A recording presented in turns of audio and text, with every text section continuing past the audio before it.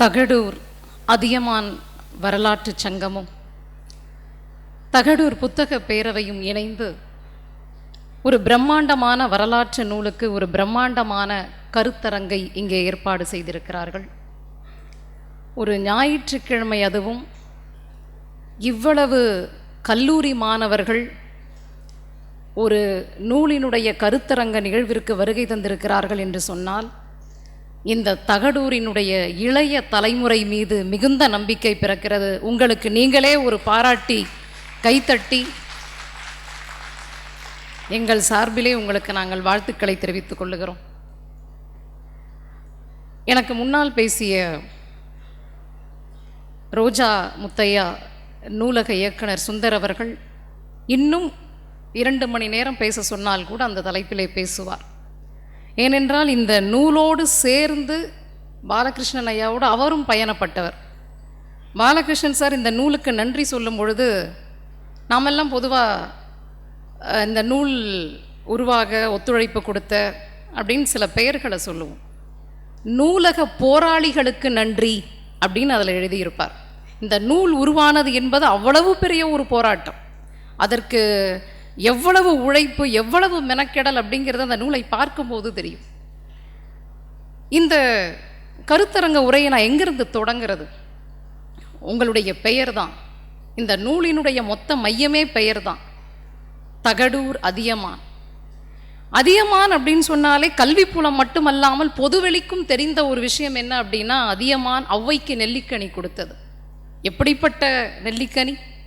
மிக உயரமான ஒரு மலையில் உச்சியில் இருக்கிற ஒரு பிளவு இருந்த ஒரு செங்குத்தான பாறை பக்கத்தில் வளர்ந்திருந்த ஒரு மரத்தில் அதை சாப்பிட்டால் அதிக நாள்கள் உயிர் வாழ்வார்கள் அப்படிங்கிற ஒரு நெல்லிக்கனி ஒன்று காய்ச்சிருந்தது. அப்படிப்பட்ட ஒரு நெல்லிக்கனியை தான் சாப்பிடாமல் ஔவைக்கு கொண்டு வந்து கொடுத்தான்.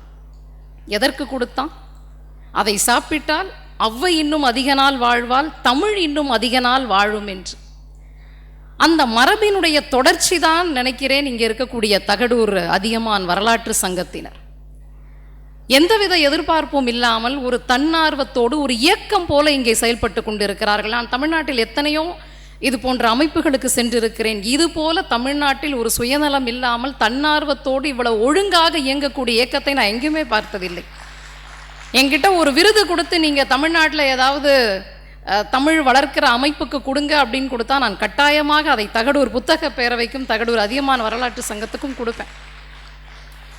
இன்னொன்று சொல்லணும், சங்க இலக்கியத்தில் கரும்பை தமிழ் சமூகத்துக்கு அறிமுகப்படுத்தியவர்கள் அதியர்கள் அப்படிங்கிற ஒரு செய்தி இருக்குது. கரும்பை தமிழ்நாட்டுக்கு முதல்ல அறிமுகப்படுத்தினாங்க. அதனால தான் என்னன்னு தெரியல, இங்கே எல்லாமே இனிப்பாக இருக்குது. டீ முதற்கொண்டு எல்லாமே பயங்கர இனிப்பாக இருந்துச்சு. வந்து இறங்கினதுலேருந்து பார்க்குற மனிதர்கள் எல்லாம் இனிப்பா. என்கிட்ட டேட்டு வாங்கின செந்தில் சாராக இருக்கட்டும், என்ன பேசணும், என்ன தலைப்பில் பேசணும்னு அவர் ஒழுங்கு செய்கிறார். அதற்கப்புறம் பஸ்ஸில் வரீங்களா, ட்ரெயினில் வரீங்களா அப்படின்னு இன்னும் தங்கமணி சார் ஒழுங்கு செய்கிறாரு. நான் 4 மணிக்கு வந்து இறங்கினா 3:30 மணிக்கே அங்கே வந்து கேசவன் சார் நிற்கிறாரு. அவர் கொண்டு போய் 4 மணிக்கு ஒரு வீட்டில் விட்டால், ஏமா மேடம் வீட்டில் அவங்க 4 மணிக்கெலாம் கதவை திறந்து காஃபி போட்டு நிற்கிறாங்க. எனக்கு வியப்பாக இருக்குது, இப்படி இவ்வளோ இனிமையான மனிதர்கள். இது ஒரு மரபினுடைய தொடர்ச்சி தான் அப்படின்னு நான் நினைக்கிறேன். பாலகிருஷ்ணன் சாரே நான் அதியமான் கிட்ட இருந்து தான் தொடங்க போகிறேன். அதியமானை பற்றி ஔவையார் ஒரு பாட்டு பாடியிருக்கிறான், எம்முள்ளும் உளன் ஒரு பொருணன் அப்படின்னு. அதாவது எதிரிகளை பார்த்து ஔவையார் சொல்கிறாங்க, நீங்கள் வந்து யார்கிட்ட மோதுறீங்க தெரியுமா? எங்கால் யார் தெரியுமா? ஒரு நாளுக்கு 8 தேர் செய்யக்கூடிய தச்சன் ஒரு மாதமெல்லாம் உழைத்து ஒரே ஒரு தேர்காலை மட்டும் செய்தால் அந்த தேர்கால் எவ்வளவு வலிமையுடையதாக இருக்குமோ அவ்வளவு வலிமையுடையவன் எங்கள் அதியமான் அப்படின்னு ஒரு பாட்டு. எம்முள்ளும் உளன் ஒரு பொருணன். இதைத்தான் நம்ம வந்து பாலகிருஷ்ணன் சாருக்கும் சொல்லலாம். யாராவது சிந்துவெளி நாகரிகம், ஆரிய நாகரிகம் அப்படின்னு சொன்னா எம்முள்ளும் உளன் ஒரு பொருணன். அவர்கிட்ட வந்து நீ பேசு, அவருடைய புக்கு கிட்ட வந்து பேசு. எவ்வளவு பெரிய உழைப்பு! அந்த புக்கை 30 நிமிஷம் தூக்கி கையில் வச்சிருக்க முடியாதுங்க. அந்த புக்கை நான் இந்த 1 வாரமெல்லாம் வச்சிருந்து இப்போ செந்தில் சார்கிட்ட தான் மருந்து வாங்கிட்டு போகணும். ஒரு 30 நிமிஷம் அந்த கையில் வந்து சுமந்து நிற்க முடியாது. 30 ஆண்டுகளுக்கு மேலாக அதனுடைய கருத்தியல்களை அவர் நெஞ்சிலும் மனதிலும் சுமந்து கொண்டிருக்க அவருடைய தேடல், அவருடைய பயணம், அவருடைய உழைப்பு, அவருடைய உரையாடல் எல்லாமே இந்த 30 ஆண்டுகளுக்கு மேலாக சிந்துவெளி திராவிட அடித்தளம் என்பதை நிறுவுவதற்கான ஒரு பயணம் தான். அவரை பற்றி சொல்லும் போது செந்தில் சார் பேசினார். இப்போ நான் தமிழ் இலக்கியம் படித்த மாணவி, நான் ஒரு தமிழ் பேராசிரியர். ஒரு தமிழ் இலக்கியம் படிக்கிற ஒரு ஸ்டூடெண்ட்டுக்கு என்ன தோணும் அப்படின்னா, எம்ஏ படிக்கணும், எம்ஏ முடித்தா ஒரு ஸ்கூல் டீச்சராக இருந்தால் பிஎட் படிச்சுட்டு போகலாம், இல்லை கொஞ்சம் பேராசையாக இருந்தாக்கா எம்ஃபில் பண்ணலாம், பிஹெச்டி பண்ணலாம், ஒரு கல்லூரி பேராசிரியராக போகலாம். ஆனால் ஐஏஎஸ் எழுதணும்னு ஆசை வருமா? அவருக்கு வந்துச்சு. அதுவும் தமிழ்லையே தான் நான் எழுதுவேன் அப்படின்ற ஒரு ஆசை வருமா? அதுவும் வந்துச்சு. எழுதின மனுஷன் ஃபர்ஸ்ட் அட்டம்ப்ட்லேயே பாஸ் ஆவாரா? அதுவும் பாஸ் ஆனார். எழுதி முடித்த உடனே ஒரிசாவில் வேலை கிடைக்கிது. கூட இருக்கிறவங்க சொல்லுவாங்க தானே, நீ தமிழில் படிச்சிருக்க, ஒரிசாவில் போய் எதுக்கு வேலை செய்கிற? தமிழ் தான் எனக்கு தெரியும்னு சொல்லிட்டு இங்கேயே கேட்டுப்பார், அதிகாரிகள் கிட்ட கொடுத்துருவாங்க. அதற்கு அவர் இணங்கலை. தமிழ் படித்தவனால் எதையும் சாதிக்க முடியும் என்று நான் ஒரிசாவிலையும் போய் வேலை செய்வேன் அப்படின்னு ஒரிசாவுக்கு போனது மட்டும் கிடையாது, ஒரிசாவினுடைய பண்பாட்டு செயலாளராக இருந்தார். எனக்கு அதுதான் வியப்பான செய்தி. ஒரு மாநிலத்திலிருந்து இன்னொரு மாநிலத்துக்கு போகிறவங்கள பண்பாட்டு செயலாளராக ஏற்படுத்த மாட்டாங்க, அந்த பொறுப்பு கொடுக்க மாட்டாங்க. ஆனால் அங்கே அவர் எவ்வளவு நன்மதிப்பை பெற்றிருந்தால் அந்த பொறுப்பை அவருக்கு கொடுத்துருப்பாங்க. இங்கிருந்து அவர் ஒரிசாவுக்கு அவர் சொல்லுவார், ஒரிசாவுக்கு நான் போகும்போது விமானத்தில் முதலாக பணியேற்க போகும்போது விமானத்தில் இவ்வளோதான் வெயிட் எடுத்துகிட்டு போனோன்னு இருக்குது, அதிகமான வெயிட் எடுத்துகிட்டு போகக்கூடாது. அப்போ அவர் அதிகமான வெயிட் எடுத்துகிட்டு போகும்போது அங்கே விமான நிலையத்தில் சொல்கிறாங்க, நீ எதையாவது சில பொருள்களை உங்ககிட்ட இருந்து எடுத்துடணும், அப்போ தான் உங்களை விமானத்தில் ஏற்ற முடியும். அவர் கொண்டு போகிறதெல்லாம் முக்கியமான பொருள் தான், அங்கே போய் வாழறதற்கு தேவையான பொருள். ஆனால் அவர் எதை தான் முக்கியம்னு நினச்ச பல பொருள்களை விட்டுட்டு நான் எதை விட்டுட்டு போகக்கூடாதுன்னு அவருக்கு உடன் எடுத்து போனார் என்றால் சங்க இலக்கியத்தை அவர் உடன் எடுத்துகிட்டு போனார். அதுவே ஒரு 2 கிலோ இருக்கும். சங்க இலக்கியம் ஒரு தொகுதியும் ஒரு கிலோ இருக்கும். நான் வேற எதை வேணாலும் விட்டுட்டு போவேன், ஆனால் இதை விட்டுட்டு போக மாட்டேன். அன்னைக்கு அவர் நினைச்ச அந்த சங்க இலக்கியம் தான், அந்த வாசிப்பு தான், அந்த தேடல் தான் இன்றைக்கு இத்தனை பெரிய ஒரு புத்தகம். எங்கள் கல்லூரிக்கு ஐயா ஒரு தடவை பேச வந்தார். அப்போது அவருக்கிட்ட நான் என்ன தலைப்பில் பேச போகிறீங்கன்னு கேட்டேன். அவர் சொன்னார், பெயரில் என்ன இல்லை அப்படின்ற தலைப்பில் பேசுகிறேன் அப்படின்னு. நம்ம பொதுவாக கேட்டிருப்போம், பெயரில் என்ன இருக்குது? ஷேக்ஸ்பியருடைய நாடகத்தில் ரோமியோ ஜூலியட்டில் அதில் ரோமியோ ஜூலியட் கிட்ட சொல்கிற மாதிரி, பெயரில் என்ன இருக்குது? ரோஜாவை ரோஜா என்று அழைத்தால் என்ன, வேறு என்ன பெயர் சொல்லி அழைத்தால் என்ன? அது மனம் வீசத்தானே போகிறது. பெயரில் என்ன இருக்குது? ஆனால் அவர் சொல்கிறாரு, பெயரில் தான் எல்லாம் இருக்குது. ஒரு இளங்கலை முதுகலை படிக்கின்ற வயசில் அவர் என்னெல்லாம் டவுட் வந்திருக்குன்னா, இதுக்கு ஏன் சங்க இலக்கியம்னு பேர் வச்சாங்க? சங்கம் தமிழா? தொல்காப்பியம் சொல்லுகிறதே சங்க சாலை தொடங்கக்கூடாது பெயருன்னு, அப்புறம் ஏன் சங்கம் வச்சாங்க? கபாடபுரம்னு ஏன் பேர் வச்சாங்க? பிசிராந்தையார் யார்? படிக்கிற வயசில் இவ்வளோ டவுட் அவருக்கு. இந்த பெயர் தான் அவர் அதை தமிழ் இலக்கியத்தில் மேலே போவிடாமல் தடுத்துச்சு. ஒரு படிக்கிற வயசில் பசங்களுக்கு என்ன டவுட் வரும்? நம்ம கிளாஸில் தேன்மொழி இருக்கிறா, அவளுக்கு அண்ணன் இருக்கிறானா இல்லையா, இல்லை அவளுக்கு தங்கச்சியாவது இருக்கிறாளா? படிக்கிற வயசில் இதுதானே டவுட் வரணும். சங்க இலக்கியம் ஏன் வந்துச்சு, கபாடபுரம் ஏன் வந்துச்சு? இந்த பெயர்கள் குடைச்சல் இது வகுப்பறையில் கிடைக்காது. எங்ககிட்ட கேட்டால் தெரியாது, பேராசிரியர்கிட்ட கேட்பாங்க, தெரியாது. இந்த பெயர் குடைச்சல் தான் அவர் கல்லூரியிலேருந்து வெளியே வர வச்சுது. இந்த பெயர் குடைச்சல் தான் அவரை திரும்பவும் உள்ளே இழுத்துட்டு வந்துச்சு சங்க இலக்கியத்துக்குள்ள. அவர் ஒரிசாவில் பல கூட்டங்களில் பேசியிருப்பார், நீங்கள் கேட்டிருப்பீங்க. ஒரிசாவில் அவர் ஒரு பயணத்தின் போது தான் அங்கே ஒரு மைல்கல்லை பார்க்கிறார். ஒரிசாவில் தமிழி என்று எழுதப்பட்ட ஒரு மைல்கல். நீங்களும் நானும் பார்த்துருந்தா அதிகபட்சம் என்ன பண்ணியிருப்போம்னா, சூப்பர் இங்கேயும் ஒரு மைல்கல் இருக்கே அப்படின்னு கடந்து போயிருப்போம். இல்லை ஒரு செல்ஃபி எடுத்து இப்படி ஏதாவது ஒரு போஸ்ட் போட்டு ஃபேஸ்புக்கில் நாங்கள் ஒரிசாவில் இதை பார்த்தோம். ஆனால் அவர் அதை தூங்க விடலை. உடனே இறங்குகிறார், அந்த தமிழி என்ற மைல்கல் இருக்கிற அந்த பகுதிக்கு போகிறார். அங்கு மக்கள் பேசக்கூடிய மொழி ஒரு திராவிட மொழியார். இதுதான் அவரை மீண்டும் இந்த சங்க இலக்கிய ஆய்வுக்கு, சிந்துவெளி ஆய்வுக்கு உள்ளே கொண்டு வருது. அப்போ இடப்பெயர்களில் ஏதோ ஒன்று இருக்குது. தமிழ்நாட்டில் அல்லது நம்ம தமிழ் சமூகத்தில் 2 கேள்வி தொடர்ந்து கேட்டுக்கிட்டே இருக்கும். சிந்துவெளி மக்கள் பேசிய மொழி என்ன? சங்க மக்களுடைய தொடக்கம் என்ன? பாலகிருஷ்ணன் சார் சொல்றாரு, இது 2ம் வேறு இல்லை, ஒரு நாணயத்தினுடைய 2 பக்கங்கள் அப்படிங்கிறார். இந்த 2 கேள்விக்குமான இந்த புதிர்களைத்தான் இந்த நூல் புலன் விசாரணை செய்கிறது. சிந்துவெளியில் அகழ்வாய்வு தடயங்கள் கிடைக்கிறது, இலக்கியம் இல்லை. நாம இலக்கியங்களை வச்சுக்கிட்டு இருக்கிறோம். இங்கு பெரிய அளவில் அகழ்வாய்வு தடயங்கள் கிடைக்கல. அதனால் சிந்துவெளி ஒரு திராவிட அடித்தளம் தான் என்பதை நிறுவுவதற்கு சங்க இலக்கியத்தை அவர் கையில் எடுக்கிறார்.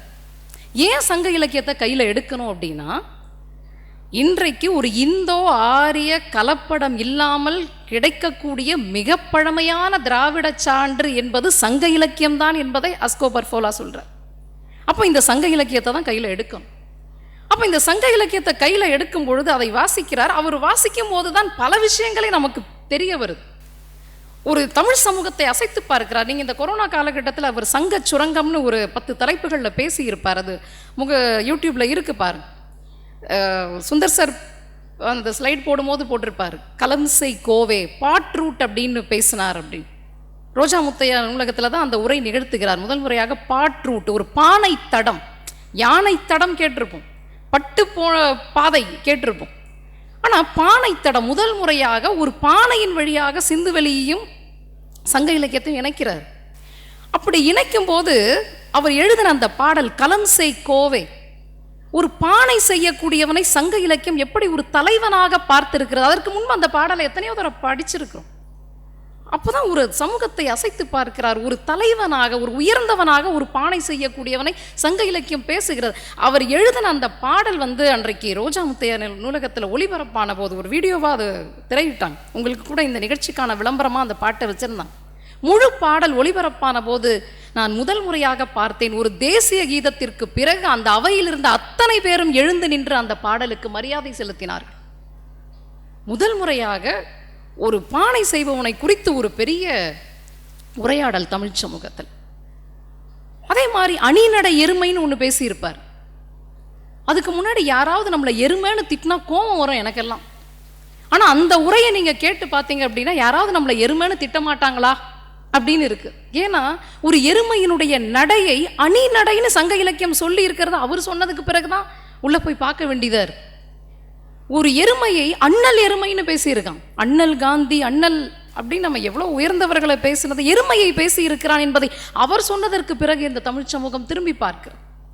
அப்படி சங்க இலக்கியத்தை கரைத்து கரைத்து குடித்து அவர் சில விஷயங்களை கண்டுபிடிக்கிறார். பெயர் குறித்து சங்க இலக்கியம் என்ன சொல்லுது? சங்க இலக்கியம் பெயர்களை பயங்கரமாக கொண்டாடி இருக்கு. தனி மனிதர்களுடைய பெயர்கள், இடப்பெயர்கள், குடிப்பெயர்கள், குலப்பெயர்கள், எல்லா பெயர்களையும் இந்த சங்க இலக்கியம் பயங்கரமாக கொண்டாடி இருக்கு. அப்போ இந்த பெயர்களை வைத்து நாம் எதையாவது செய்ய முடியுமா? பெயரை பொறுத்த வரைக்கும் அந்த ஸ்லைட்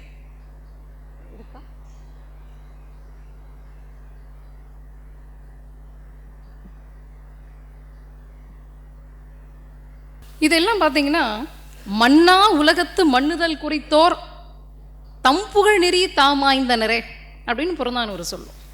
இந்த உலகத்தில் எதையாவது நீ செஞ்சுட்டு போனாதான் இந்த உலகத்தில் உன்னுடைய பெயர் இருக்கும். இந்த உலகம் நிலையில்லாத உலகம். இந்த நிலையில்லாத உலகத்தில் நீ எதையாவது செஞ்சு உன் பெயரை நிலைநாட்டிட்டு போனோம், அப்போதான் நீ வாழ்ந்ததற்கான அடையாளம் அப்படின்னு புறநானூறு பேசுது. தம்பெயர் தம்மோடு கொண்டனர். மலைப்படுகடாமில்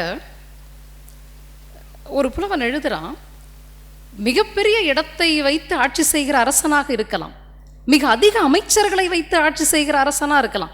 ஆனால் அவன் யாருக்கும் எதுவும் கொடுக்காமல் கொடை செய்யாமல் போயிட்டா அவன் செத்துட்டான் கிடையாது. அவனை என்னன்னு சொல்லுதுன்னா, தம்பெயர் தம்மோடு கொண்டனர். அவன் பெயர் அவன் கூடவே எடுத்துகிட்டு போயிட்டான். எங்கெல்லாம் பெயர் சங்க இலக்கியத்தில் முக்கியத்துவம் பெறுகிறதுன்னு பாரு. பொலிகனும் பெயரே, யாரையாவது வாழ்த்தணும் அப்படின்னா நீ நல்லா இருன்னு நம்ம சொல்கிறோம் இல்லையா? பொலிகனும் பெயர், உன் பெயர் சிறந்து விளங்கட்டும், நின் பெயர் வாழியரோ பதிற்று 10. நடுகள் பற்றி பேசுகிறாங்க. ஒரு தன்னுடைய குடிக்காக போரிட்டு வீர மரணம் எழுதியவனுக்கு நடுகள் வைக்கப்படுகிறது. அந்த நடுகளில் அவனுடைய பெயர் எழுதப்படுகிறது. பெயரும் பீடும் எழுது என்று அகநானூறு சொல்லுகிறார். சுந்தர் சார் ஒரு ஸ்லைடில் சேவல் சண்டையை காட்டினார். அந்த சேவல் சண்டையில் அந்த வெற்றி பெறும் வீர மரணம் அடைந்த சேவலுக்கு அவர் சொன்னார், பொற்கொற்றி என்று பெயர். ஒரு சேவலுக்கு பெயரன், ஒரு தாத்தாவுடைய பெயரை தாங்கி இருப்பதால் அவன் பெயரன். பெயரன் இன்னைக்கும் நம்ம கிட்ட இருக்கு. பேரும் புகழும் பெற்று நீ வாழ்.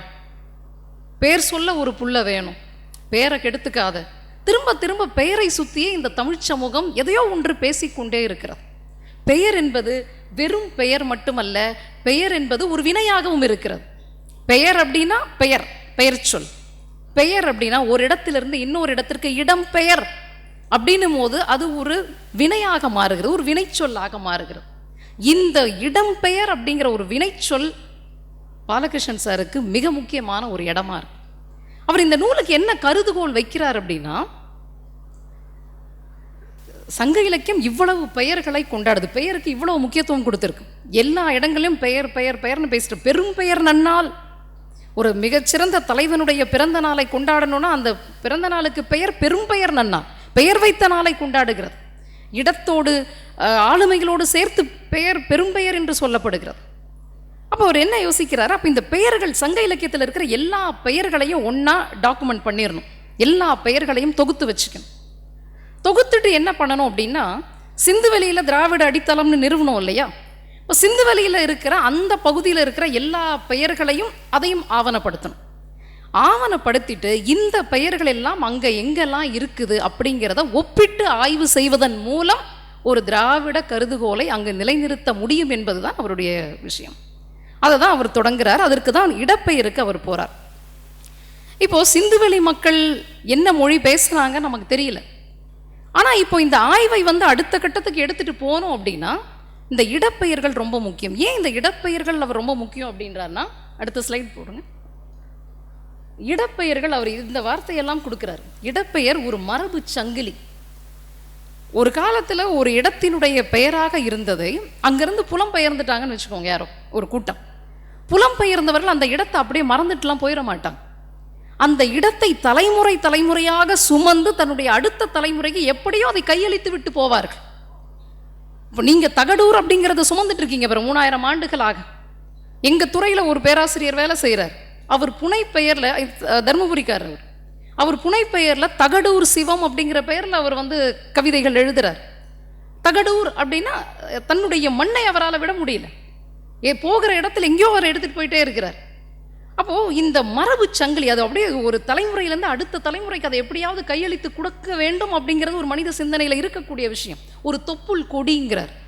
கடந்த காலத்துக்கும் இப்போ அவங்க புலம்பெயர்ந்து வந்திருக்கிற இடத்துக்குமான ஒரு தொப்புள் கொடி, அதை அவங்களால ஈஸியாக விட்டுற முடியாது. அது ஒரு உரிமை கோரல். தன்னுடைய தொன்மங்கள், தன்னுடைய நம்பிக்கைகள், தான் எங்கிருந்தோ வந்தோம் இல்லையா ஒரு தாயகத்தில், அந்த இடத்துல இருக்கிற எல்லா விஷயங்களுக்குமான உரிமை கோரல் என்பது அந்த இடப்பெயர் தான். அது ஒரு பாதுகாப்பு உணர்வு. ஒரு புதிய இடத்துக்கு வந்திருக்கிறோம், என்னுடைய பழைய மூதாதையர்கள் என்னோடு இருப்பார்கள் என்கிற ஒரு பாதுகாப்பு உணர்வை தரக்கூடியது. ஒரு உறவினுடைய குறியீடு, ஒரு பண்பாட்டினுடைய பிரதிபலிப்பு. ஏன்னா ஒரு இடப்பெயர் என்பது வெறும் இடப்பெயர் இல்லை, அதை வைத்த மனிதனுடைய பண்பு கூட அதில் தெரியும். அப்படி ஒரு பண்பாட்டினுடைய பிரதிபலிப்பு, ஒரு தொன்மையினுடைய சாட்சி. ஒரு இடத்துல ஒரு இடப்பெயர் வைக்கப்படலாம், ஒரு மக்கள் வாழலாம், அங்கே ஒரு நாகரிகம் வளரலாம், எல்லாம் செழிக்கலாம், எல்லாம் இல்லாமல் போயிடலாம். ஆனால் இடப்பெயர்கள் அந்த பண்பாட்டுக்கு ஒரு சாட்சியாக எப்பொழுதுமே இருந்து கொண்டே இருக்கும். அப்போ இதையெல்லாம் யோசித்து தான் அவர் என்ன பண்ணுறாருன்னா, ஒரு ஒரு கூட்டம் ஒரு இடத்துலேருந்து புலம்பெயர்கிறது அப்படின்னு சொன்னால் அவனால் ஒரு மலையை எடுத்துகிட்டு போக முடியாது, அவனால் ஒரு ஆறு எடுத்துகிட்டு போக முடியாது, அவனால் ஒரு அங்கே இருக்கக்கூடிய காட்டை எடுத்துகிட்டு போக முடியாது. ஆனால் மலையின் பெயரை எடுத்துகிட்டு போக முடியும், ஒரு ஆற்றினுடைய பெயரை எடுத்துகிட்டு போக முடியும், ஒரு காட்டினுடைய பெயரை எடுத்துகிட்டு போக முடியும். எடுத்துகிட்டு போய் அவன் என்ன பண்ணுவான்னா, எங்கே புலம்பெயர்ந்து போகிறானோ அந்த இடத்தில் அதை மறுபதியம் செய்வான் அப்படிங்கிற ஒரு கருதுகோள் அடிப்படையில் தான், அடுத்த ஸ்லைட், அப்படிங்கிற கருதுகோள் அடிப்படையில் தான் அவர் இந்த ஆய்வை தொடங்குறார். அப்படி புலம்பெயர்ந்து எடுத்துகிட்டு போகிறவன் எப்படி பெயர் வைப்பான் அப்படின்னா, தங்களுடைய தாயகத்தினுடைய பெயரை அப்படியே வச்சிருது. புலம்பெயர்ந்து போன இடத்துல இப்போ நம்மக்கிட்ட பெயர்கள் மட்டுமே, பழனி, ஏழுமலை அப்படின்னு இடப்பெயர்கள் மட்டுமே பெயராகவும் இருக்குது. அப்படி இல்லைன்னா என்ன பண்ணுவான்னா, புலம்பெயரக்கூடிய மக்கள் அந்த ஊர் பெயரை ஒரு தனி மனிதனுக்கோ அல்லது ஏதாவது ஒரு தனி மனிதனுடைய முன்னோட்டு பின்னோட்டு இப்படி ஏதாவது சேர்த்து அப்படி வைக்கிறது. இப்படி இந்த ரெண்டாவது வைக்கக்கூடிய பெயர் என்ன ஆகும் என்றால், காலப்போக்கில் அது ஒரு குடியினுடைய பெயராக அப்படியே வளர்ந்து அது ஒரு உரிமை கோரலாக ஒரு பொது உரிமையாக மாறும். அப்போ இந்த இடப்பெயர்கள் இன்னொரு இடத்துல போய் இப்படி மறுபதியம் ஆகும் என்கிற ஒரு நம்பிக்கையின் அடிப்படையில், அந்த உறுதியின் அடிப்படையில், ஏன்னா இடப்பெயர்களுக்கு அந்த ஆற்றல் உண்டு. அதுதான் அவர் என்ன பண்ணுறார் அப்படின்னா, இடப்பெயர்களை எல்லாம் சங்க இலக்கியத்தில் இருக்க எல்லா பெயர்களையும் தொகுக்கிறாரு. இன்னொரு பக்கம் சிந்துவெளி பகுதி என்று சொல்லக்கூடிய ஆப்கானிஸ்தான், பாகிஸ்தான், இந்த பகுதியில் இருக்கக்கூடிய எல்லா இடப்பெயர்களையும் ஆவணப்படுத்துகிறார். இது சும்மா ஆவணம் இல்லை, இதற்கு பின்னால் ஒரு கல ஆய்வு இருக்குது. இதற்கு அவர் சொல்லும் போது நீங்கள் கேட்டிருக்கலாம், அவர் இந்தியாவில் போகாத மாவட்டங்கள் தான் இன்னும் சில மாவட்டங்கள் இருக்குது, மாநிலங்கள் இல்லை, மாவட்டங்கள். இந்தியா முழுக்க பயணம் பண்ணி கலாய்வு பண்ணி இதை கண்டுபிடிச்சிருக்கிறார். கலாய்வு மட்டும் கிடையாது, ஜிஐஎஸ் அப்படின்னு சொல்லக்கூடிய ஒரு தொழில்நுட்ப கருவிகள் பயன்படுத்தி அட்சரேகை தீர்க்கரேகை முதற்கொண்டு எந்த இடம் எங்கே இருக்குது அப்படிங்கிறத மிக துல்லியமாக, அதாவது யார் வந்தாலும் இதை டெஸ்ட் பண்ணி பார்த்துக்கலாம். யாரும் சோதித்தறியக்கூடிய வகையில் ஆதாரங்களை வைக்கிறது. அவரை கேட்டால் தான் தெரியும், இவரை கேட்டால் தான் தெரியும் அப்படின்றதெல்லாம் கிடையாது. யாரும் போய் உள்ளே போய் இந்த டீட்டெயிலை பார்த்துக்கலாம். அப்படி ஒரு தகவல் தொழில்நுட்ப கருவிகள் உதவியோடு யாரும் சோதித்தறியக்கூடிய வகையில் அந்த இடங்களை எல்லாம் தேர்வு செய்து ஏறக்குறைய 12,66,000 இடங்களுக்கு மேலே வடமேற்கு பகுதிகளில் இருக்கக்கூடிய இடங்களை ஆவணப்படுத்தி இங்கே இருக்கக்கூடிய சங்க இலக்கியத்தினுடைய எல்லா பெயர்களையும் இன்னொரு பக்கம் ஆவணப்படுத்திட்டார். இப்படி ஆவணப்படுத்தி அவர் பார்க்கும்போது தான் அவர் எதிர்பாராத ஒரு அதிர்ச்சியான ஒரு விஷயம் என்ன அப்படின்னா, அப்படியே சங்க இலக்கியத்தில் இருக்கிற நூற்றுக்கணக்கான பெயர்கள் அப்படியே வடமேற்கு பகுதியில் கொத்து கொத்தாக கிடைக்குது. சும்மா 1-2 கிடைக்கல, அப்படி கொத்து கொத்தாக கிடைத்ததற்கு அடுத்த ஸ்லைட் அவர் வைத்த பெயர் தான், அந்த பெயர் பாலத்துக்கு அவர் வைத்தது கொற்கை வஞ்சி தொண்டி வளாகம் அப்படிங்கிறது. இன்னைக்கும் இருக்கக்கூடிய பெயர்கள்.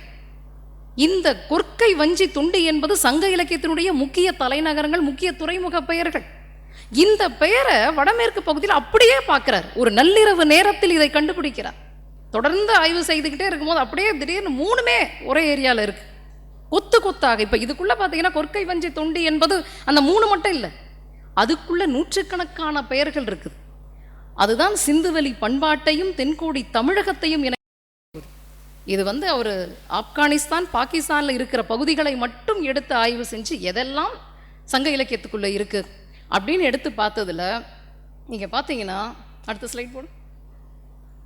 இதில் ஒரு முக்கியமான விஷயம், இப்படி இங்கே இருக்குது ஒரு பெயர், அங்கேயும் இருக்குது ஒரு பெயர் அப்படின்னா அது திராவிட அடித்தளத்துக்கு அதை ஒரு தரவாக எடுத்துக்கலாமா அப்படின்னா அவர் அதுக்கு ஒரு 2 விதிமுறை வச்சிருக்கிறார். என்ன அப்படின்னா, இந்த 2 பெயர் இங்கேயும் இருக்குது அங்கேயும் இருக்குது அப்படின்னு எடுக்கிற அந்த 2 பெயர் வேறு வேத இலக்கியங்கள்லையோ வடமொழி இலக்கியங்களோ இருக்கக்கூடாது. அது ஒரு முக்கியமான விஷயமா வச்சுக்கிட்டார். இப்போ இங்கே ஒரு பெயர் இருக்குது, ஆனால் இது வேத இலக்கியத்தில் இருக்குன்னா அது ரிஜெக்டட், அல்லது வடமொழி இலக்கியத்தில் இருக்குன்னா அது கிடையாது. திராவிட பண்பாட்டை நிறுவனம் அப்படிங்கிறதுக்கு அவர் வச்சுக்கிட்ட முதல் கிரைட்டீரியா, இந்த இடப்பெயர்கள் வேத இலக்கியங்களையும் வடமொழி இலக்கியங்களும் இருக்கக்கூடாது. இன்னொன்று, இந்தோ ஆரிய மொழி குடும்பத்து பெயர்களிலும் இருக்கக்கூடாது. இப்போ மதுரை அப்படின்னு ஒரு ஊர் பெயர் தமிழ்நாட்டில் இருக்கு, மதிரா அப்படின்னு சொல்லி சிந்துவெளியிலையும் ஒரு பகுதி இருக்கு. சரி, இங்கே மதுரை இருக்கு அங்கே மதிரா இருக்கு, எடுத்துக்கலாமா அப்படின்னா உத்தரப்பிரதேசத்துலேயும் மதுரா இருக்கு, அது சிந்துவெளி பகுதி இல்லை. அப்போ அந்த பெயரை அவர் எடுத்துக்கல, விட்டுட்டார். அதே மாதிரி காஞ்சி அப்படிங்கிற பெயர் இங்கேயும் இருக்கு அங்கேயும் இருக்கு அப்படின்னு பார்த்தா, ஆனால் காஞ்சி சமஸ்கிருத சொல்லாடலா நகரேஷு காஞ்சின்னு இருக்கு, அதனால அதையும் விட்டுட்டார்.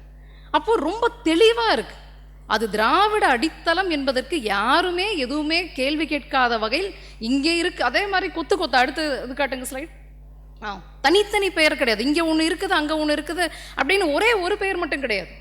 இந்த கண்டீரக்கோ பெருநள்ளி அப்படின்னு ஒரு அரசனுடைய பெயர். இப்போ இந்த பெயர் பார்த்தீங்க அப்படின்னா அவர் சொல்கிறார், இந்த அப்படியே பெயர் கண்டீர் அப்படிங்கிற பெயர் அங்கே சிந்துவெளி பகுதியில் இருக்கு. நல்லி என்கிற பெயர் 8 இடத்துல இருக்கு. இந்த மன்னன் ஆட்சி செய்ததாக சொல்லக்கூடிய தோட்டி என்கிற மலை பெயர் அங்கே இருக்கு. அப்போ ஒரு அரசனை சார்ந்த ஒரு 3 பெயர் இருக்கு அப்படின்னா தமிழ் சங்க இலக்கியத்தில் அந்த 3 பெயருமே எங்கே கிடைக்கிது அப்படின்னா சிந்துவெளி பகுதியில் கிடைக்கிது. அப்போ இதுதான் ஒரு பெயர் பாலம், கொத்து கொத்தாக கிடைக்கக்கூடியதையெல்லாம் அடுத்த ஸ்லைடில் அப்படியே ஆவணப்படுத்தி போடுறார். ஒரு சொல்லாக நெக்ஸ்ட் ஸ்லைட் போடு. இது பாருங்க, தோன்றி சங்க இலக்கியத்தில் ஒரு சொல் இடப்பெயர், தோன்றி தோட்டி ஈழம், இந்த பக்கம் இருக்கிறதெல்லாம் சங்க இலக்கியத்தில் இருக்கிற இடப்பெயர், அந்த பக்கத்தில் அதே பெயர் சிந்துவெளி பகுதியில் இருக்கும். தோன்றி தோட்டி பாகிஸ்தானில், ஈழம் கச்சி காக்கை காணம் கழார் கொங்கு கோட்டை கோட்டி கோழி செல்லி, இதெல்லாம் சங்க இலக்கியத்தில் இருக்கிற ஒரு சொல் பெயர்கள்.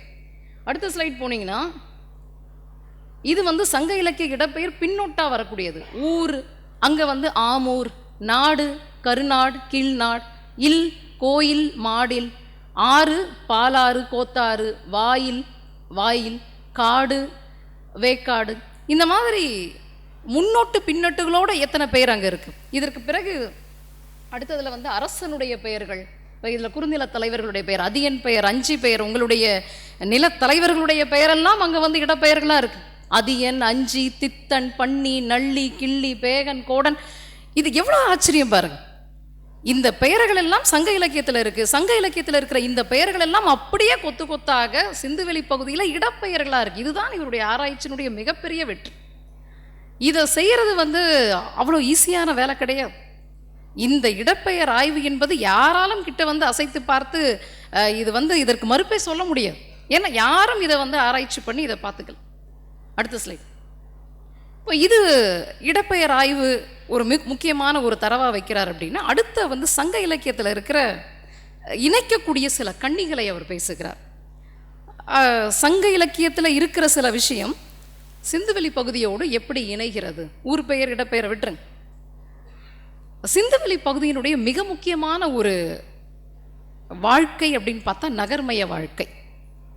அங்கே கிடைச்சிருக்கிற அந்த ஸ்லைடெல்லாம் பார்த்தீங்க, ஒரு பெரிய நகரம் இருந்ததற்கான, நகர வாழ்க்கை இருந்ததற்கான ஒரு அகழாய்வு தடயம் அங்கே கிடைக்குது.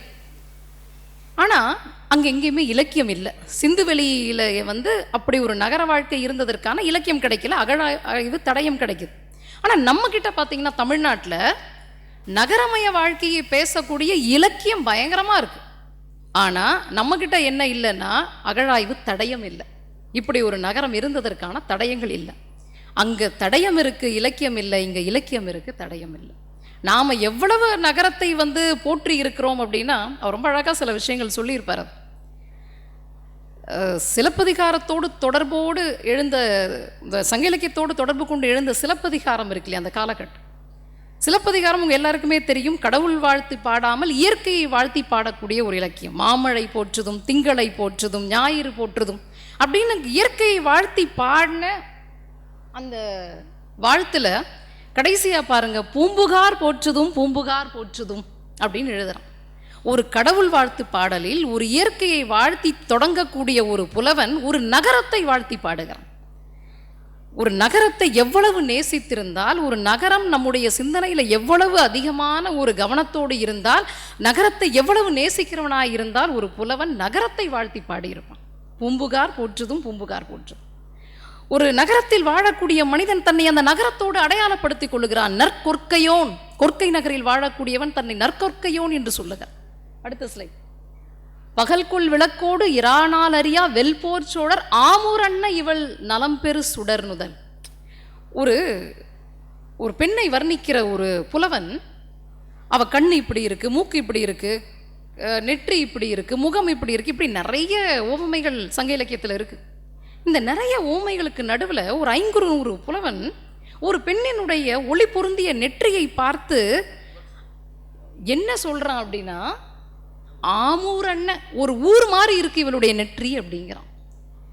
எவ்வளவு வந்து அவனுக்கு நகரத்து சிந்தனை மனசுக்குள்ள இருந்த, ஏறக்குறைய 50 இடங்களுக்கு மேல ஒரு நகரத்தை ஒப்பிட்டு ஒரு புலவன் தலைவியினுடைய அழகுக்கு ஒப்பிட்டு நகரத்தை இப்படி பேசி இருக்கிறார்கள். ஆமூரண்ண இவள், அதாவது அந்த ஆமூர் எப்படி இருக்கும் அப்படின்னா, அதுக்கு முன்னாடி லைன் இருக்கு பாரு, அவனுடைய ஊர் வந்து இரவு முழுக்க வெளிச்சம் விளக்கு எரிஞ்சுக்கிட்டே இருக்கும். இரவு முழுக்க விளக்கு எரிஞ்சுக்கிட்டு அந்த ஊர் வந்து பகல் போலவே காட்சியளிக்கும். இவளுடைய நெற்றி அவ்வளோ ஒளி பொருந்தியதாக இருக்கு. அந்த ஒளி பொருந்திய நெற்றிக்கு என்ன சொல்கிறான், ஆமூரண்ண இவள் நலம்பெரு சுடர்னுதல் அப்படிங்கிறான். இது மாதிரி ஒரு 50க்கு மேலே, நான் நேரம் இல்லை. அடுத்தது இது வந்து ஒரு மழை தோயும் உயர் மாடம். எவ்வளவு பெரிய மாடம் இங்கே இருந்திருக்கு. மழை தோயும்னா மேகத்தை உரசக்கூடிய அளவுக்கு நம்மக்கிட்ட மாடங்கள் இருந்திருக்கு. அதுக்குள்ளே திண்ணைகள் இருந்திருக்கு, போகக்கூடிய வழி எப்படி இருந்திருக்கு, படிக்கட்டு, நெடும் படிக்கால். இப்படியெல்லாம் நம்ம நகரத்தை வந்து இதெல்லாம் இல்லாமல் எப்படி நாம் இதெல்லாம் பேசியிருப்போம். இதெல்லாம் வந்து அதற்கான தடயங்கள் இப்போ கிடைக்கல நம்மக்கிட்ட. ஆனால் இதெல்லாம் அங்கே கிடைக்குது. ஆனால் நம்மக்கிட்ட இலக்கியம் கிடைக்குது. அப்போ நகர்மைய வாழ்வியல் என்பது இங்கேயும் அங்கேயும் இணைக்கக்கூடிய கண்ணி. அடுத்த ஸ்லைட். இது வந்து கடல் வணிகம். இங்கேயும் சிந்துவெளியும் இணைக்கக்கூடிய அடுத்த மிக முக்கியமான ஒரு விஷயம் கடல் வணிகம்.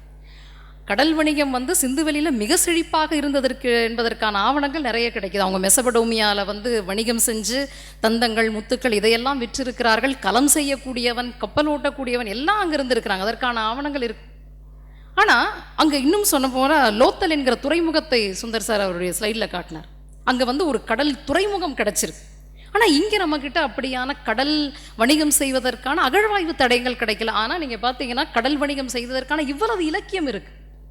யவனர் தந்த வினைமா நன்கலம் பொன்னோடு வந்து கரியோடு பெயரும் களம் தந்த பொற்பரிசம் நீரின் நின்று நிலத்து ஏற்றவும் நிலத்தின் நின்று நீர் பரப்பவும் நீரின் வந்த நிமிர்பறி புறவி சொல்லிக்கிட்டே போ. இவ்வளவு கடல் வணிகம் செய்ததற்கான இப்போ நீங்கள் பாருங்கள், ஒரு சிந்துவெளி மக்கள் கடல் வணிகம் செய்திருக்கிறார்கள். ஏதோ ஒரு காரணத்தினால சிந்துவெளியினுடைய நாகரிகம் அழிஞ்சு ஏதோ ஒன்று ஆகி அங்கேருந்து மக்கள் புலம்பெயர்றாங்க. இந்த புலம்பெயர்ந்த மக்கள் எங்கே போயிருப்பாங்க? கடல் வணிகம் இவ்வளவு தெரிந்த ஒரு கூட்டம் பக்கத்தில் இருக்கிற மலை ஏறி வேட்டையாடி இருப்பாங்க அப்படின்னு நினைப்பதற்கு எந்த முகாந்திரமும் இல்லை, சாத்தியம் கிடையாது. திடீர்னு கடல் வணிகம் செஞ்சுக்கிட்டு கடல் கப்பல் தயாரிச்சுக்கிட்டு இதெல்லாம் பண்ணிட்டு இருந்தவன் நாளைக்கே போய் வாங்க வேட்டையாடலாம் அப்படின்னு போயிருக்க மாட்டான். அவர் என்ன சொல்றாரு, அவனுக்கு என்ன சாத்தியம் அதிகம் இருந்தது என்றால் அவன் அப்படியே மேற்கு நோக்கி தென்னிந்தியாவுக்கு வருவதற்குத்தான் அதிக வாய்ப்பு இருக்கிறது. இங்கே தான் நம்மக்கிட்ட வந்து கடல் பற்றி இவ்வளவு சிந்தனைகள் இருக்கு. அப்போது இது வந்து ஒரு அடுத்த ஸ்லைட், இது வந்து எலும்பு தின்னும் ஒட்டகம். இப்போ இது என்ன அப்படின்னா அவர் சொல்றாரு, சங்க இலக்கியத்தினுடைய ஒரு அரசியல் எல்லை இருக்கு. அதாவது வடவேங்கடம் தென்குமரி ஆயிடை தமிழ்கூறு நல்லுலகம், இது வேங்கடமலை குமரிமுனை, இது வரைக்கும் ஒரு அரசியல் எல்லை. ஆனால் சங்க இலக்கியம் இந்த அரசியல் எல்லைக்கு உட்பட்டு மட்டும் பேசவில்லை. அது பேசி இருக்கிறது எல்லாமே அந்த எல்லைக்கு வெளியில பல விஷயங்களை பேசி. அதே மாதிரி சங்க இலக்கியத்துக்குள்ள பேசப்பட்ட நிகழ்வுகள் கூட அந்த காலத்து நிகழ்வுகள் கிடையாது. இப்போ நீங்கள் பார்த்தீங்கன்னா எலும்பு தின்னும், நீங்கள் வந்து ஒட்டகத்தை பற்றி 2 இடத்துல சங்க இலக்கியம் பேசுது. தொல்காப்பியமும், இப்போ தொல்காப்பியம் மரபியல்னு ஒரு இலக்கணம் வகுப்பு. அதாவது விலங்குகளுடைய இளமை பெயர்கள். ஒரு பூனை வந்து கண்ணு போட்டுச்சு நம்ம சொல்ல மாட்டோம், பூனை குட்டி போட்டுச்சு. அப்போது பூனையினுடைய இளமை பெயரை குட்டின்னு சொல்லணும், பசுவினுடைய இளமை பெயரை கன்றுன்னு சொல்லணும் அப்படின்னு தொல்காப்பியம் நமக்கு சொல்லிக் கொடுக்கு. எந்தெந்த விலங்கினுடைய பெயரை எப்படி எப்படி அழைக்கணும்னு சொல்லி கொடுக்குற தொல்காப்பியம் ஒட்டகத்தினுடைய இளமை பெயராக கன்றுன்னு சொல்லணும்னு ஒட்டகத்தை தொல்காப்பியம் சொல்லுகிறது. சங்க இலக்கியத்தில் ஒரு காட்சி, இந்த மர கட்டைகள் எல்லாம் வந்து அகில் மரக்கட்டைகள் கடலில் அப்படியே அடிச்சுக்கிட்டு வந்து ஒரு கடற்கரை முழுக்க அப்படியே அகில் மரக்கட்டைகள் பறந்து திரிஞ்சிருக்கிற மாதிரி, அப்படியே பறந்து விரிஞ்சிருக்கிற மாதிரி ஒரு காட்சி. அகில் மரக்கட்டைகள் கடற்கரையில் இருக்கிற மாதிரி தூரத்துலேருந்து பார்க்கும்போது ஒரு புலவன் ஓமை சொல்கிறான். தூரத்திலிருந்து பார்க்கும் பொழுது இந்த கடற்கரையில் இருக்கிற அகில் மரக்கட்டைகள் எதை போல இருக்கிறது என்றால் உயரமான ஒட்டகங்கள் படுத்து தூங்குவதை போல இருக்கு அப்படின்னு எழுதுறான்.